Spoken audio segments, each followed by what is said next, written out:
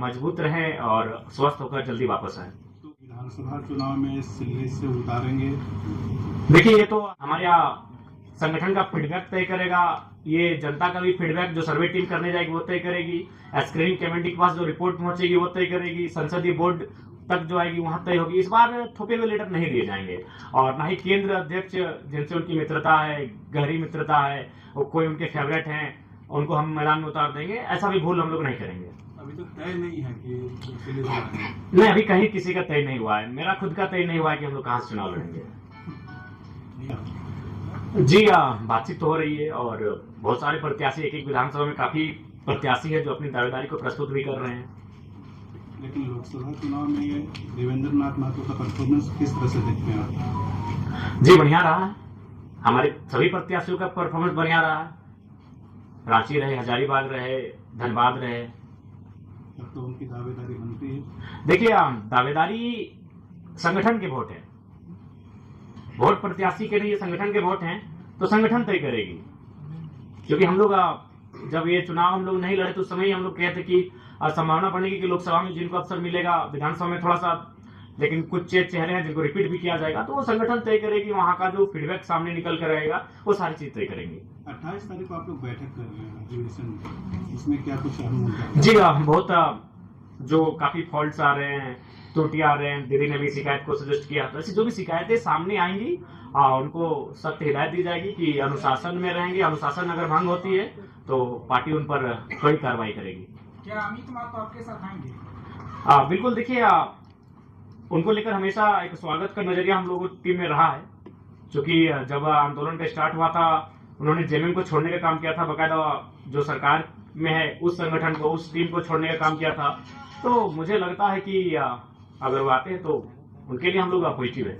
जयराम जी, आपके प्रत्याशियों की पहली लिस्ट कब आने की संभावना है? हमें लगता है कि इस महीने में, चूंकि सावन का महीना है, हम लोग को खेती बाड़ी का महीना, झारखंड खेती बाड़ी का प्रधान राज्य है, तो खेती करते करते पहली लिस्ट आप सबों के सामने होगी।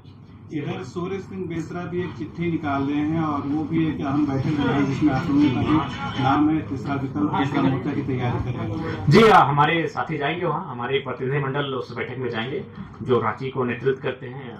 अगर देवेंद्र जी होते तो शायद हो जाते, तो ऐसी परिस्थिति में दीपक दा हैं, विराट जी हैं, बहुत सारे हैं साथी, वो जाके उस बैठक में भाग लेंगे और अपनी राय को रखेंगे। तीसरा मोर्चा की तरफ आप लोग देख रहे क्या झारखंड में? जिस तरह से दो धड़ा बढ़ चुका है, इंडिया गठबंधन हो गया, एनडीए गठबंधन। जी, हम लोग तीसरे विकल्प की ओर बढ़ रहे हैं और अगर विचारधाराएं समान चलती हैं तो नो डाउट हम लोग आएंगे एक साथ। देखिए, जहां तक पार्टी के रजिस्ट्रेशन का सवाल है, अंतिम पड़ाव की ओर है और हमें आशा है कि एक सप्ताह के भीतर हम लोग का पार्टी का रजिस्ट्रेशन नंबर अलॉटमेंट कर दिया जाएगा। कुछ त्रुटियां आई, चूंकि कुछ लोग केंद्र तक पहुंचे थे कि हमारी पार्टी का रजिस्ट्रेशन ना हो, जो कि दुर्भाग्य है। लोकतांत्रिक देश है, हमें हराइए, मैदान में उतर कर हराइए, हमें बुरी तरह हराइए, इतना बुरी तरह हराइए कि हम लोग 2029 में चुनाव लड़ने का हौसला न रख पाए, ऐसे हराइए हमें। लेकिन आप पार्टी रजिस्ट्रेशन को डिस्टर्ब करते हैं, ये थोड़ा सा एक लोकतांत्रिक देश में उचित नहीं था।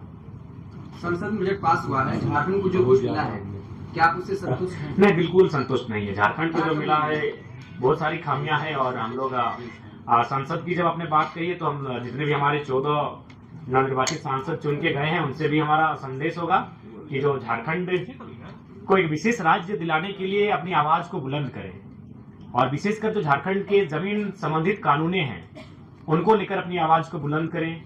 झारखंड के जो विस्थापितों के मामले हैं उनको लेकर अपनी आवाज बुलंद करें। और आपके बातों ही बातों में पता चली कि आज केंद्रीय मंत्री भी आए हैं, तो अगर उन तक हमारी आवाज नो डाउट जाएगी ही, कहीं ना कहीं उनके कानों तक जाएगी किसी न किसी माध्यम से, तो उनको हम यही कहना चाहेंगे कि आप आए हैं कोयलांचल में आपका स्वागत है, लेकिन आप कोशिश कीजिएगा कि कोयलांचल के कोयले में जो आग लगी है केवल उसको देख के मत जाइएगा, कोयलांचल के जो विस्थापित हैं उनके कलेजे में जो आग लगी उसको भी देखकर जाइएगा। और सांसदों से आग्रह होगा विशेषकर जमीन कानूनों को, क्योंकि मैं 2 सालों से लगातार मैं कह रहा हूं, आज अगर मेरे घर में सबसे ज्यादा शिकायतें कहीं से आई है तो जमीन संबंधित आई है। जमीन संबंधित इसलिए आई है क्योंकि ये बिल गेट्स ने दुनिया को बताया है कि आज के डेट में सबसे बड़ी संपत्ति कुछ है तो वह जमीन है। तो इसलिए यहाँ के लोगों की जमीनों पर जोरदार लूट मची है। अभी उस समय जब सीएनटी और एसपीटी की कानूनें हैं, इन कानूनों को धराशायी करते हुए लूट जब मची है, तो ऐसे में सोच सकते हैं कि आम व्यक्ति न्याय के लिए कितना संघर्ष कर रहा है। तो इसलिए मेरा मानना है कि इस राज्य को एक विशेष राज्य का दर्जा दे, इस बात की आवाज उठाई जाए। इस राज्य को संरक्षण मिले, इस बात की आवाज उठाई जाए और आवश्यकता है। नहीं तो आज देख सकते हैं असुरी जनजाति समापन की ओर है, बिलोहरी समुदाय अपने बहुत मतलब समापन की ओर जा रहे हैं। बहुत सारे ऐसे समुदाय हैं जो लगभग नग्न हो रहे हैं। तो इसको अगर बचाना है, संरक्षण देना है, तो मुझे लगता है इस विषय पर पहल करनी चाहिए। जयराम जी, आप झारखंड बदलाव की बात करते हैं और जब झारखंड रांची राजधानी में आंदोलन का शुरुआत होता है तब आप दूरी बताकर उसको बता देते हैं। देखिए, सबसे पहली बात, अच्छा एक बात बताइए, हम ऐसा थोड़ी है कि कहीं हम लोग पिकनिक स्पॉट पे बैठे हैं। सबसे पहली बात, अगर रिजवान जी को कुछ होता है, मोतीलाल जी को कुछ होता है, संजय जी को कुछ होता है, मनोज जी को कुछ होता है, देवेंद्र जी को कुछ होता है, तो पूरा राज्य जानता है। लेकिन हम जहाँ थे वहाँ 3 दिनों से हाथियों का आतंक था।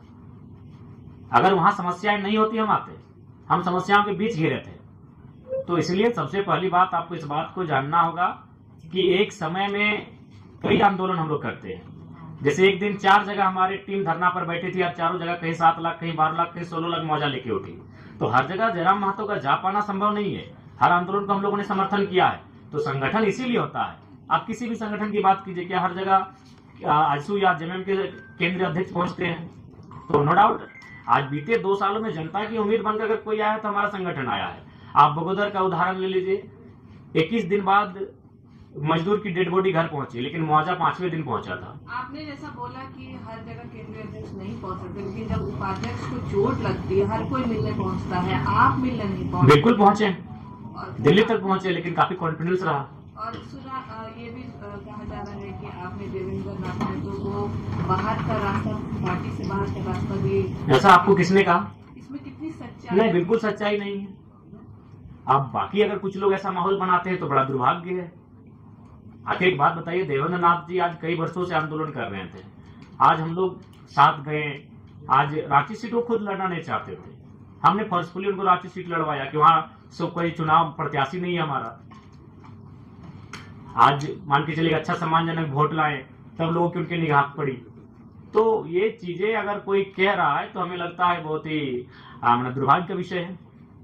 कल बीजेपी के एक प्रतिनिधिमंडल ने इलेक्शन कमीशन ऑफ इंडिया से मुलाकात की और उन्होंने कहा कि झारखंड में जो है डेमोग्राफिक चेंज होगा, बहुत सारे विधानसभा क्षेत्रों में अप्रत्याशित तरीके से वोटर्स बढ़ गए। आपका क्या ऑब्जर्वेशन है कि वाकई में झारखंड में क्या जनसंख्या की परिवर्तन आया?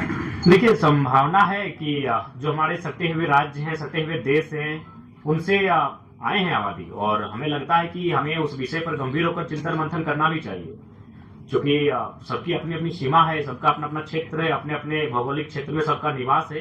तो इस बात का ध्यान होना ही चाहिए। देखिए, इस बात के लिए इसलिए मैं कहना चाहूंगा क्योंकि लोग भी इस बात को कहते हैं कि मान के चलिए कि भारत एक संवैधानिक देश है, कोई आता है, रहता है, बसता है। लेकिन मैं बार बार इस बात को कहता हूं कि अगर कोई आके यहाँ बसता है और उसके बसने से अगर हमारी जो आबादी है उस पर अगर कोई प्रतिकूल प्रभाव ना पड़े तो स्वीकार कीजिए, लेकिन अगर उस पर अगर प्रतिकूल प्रभाव पड़ता है, उनकी भाषा, संस्कृति, परंपरा, उनके, तो मुझे लगता है वहाँ प्रतिबंधित क्षेत्र होना चाहिए। जयराम महतो युवाओं का नेता रहा है, स्थानीय नियोजन नीति को लेकर के आगे बढ़ता रहा है, 32, 34, 36 भी करता रहा है। अब जो भाजपा के साथ जो संबंध गहरे होते जा रहे हैं, ऐसे में किसने कहा गहरे होते जा रहे हैं? अगर भाजपा से मेरे संबंध गहरे होते तो आप जयराम महतो से आज प्रेस कॉन्फ्रेंस नहीं कर रहे होते, भाजपा के सांसद से कर रहे होते। बाजार में तो खबरें इसी तरह की, बाजार में बहुत सारी खबरें रहेंगी। बाजार का काम ही होता है चाय की दुकान में पान की गुमटियों में बैठना और इसी प्रकार की अटकलें लगाए जाना। अगर ऐसा संबंध मेरा गहरा होता तो दिल्ली में हमारा पहरा होता। आज आपके बीच बैठे हैं। आदिवासी दिवस मनाया जाता है और आप हमेशा से शामिल करने के प्रयास कर रहे हैं। तो विश्व आदिवासी दिवस को लेकर क्या तैयारी आप कर रहे हैं?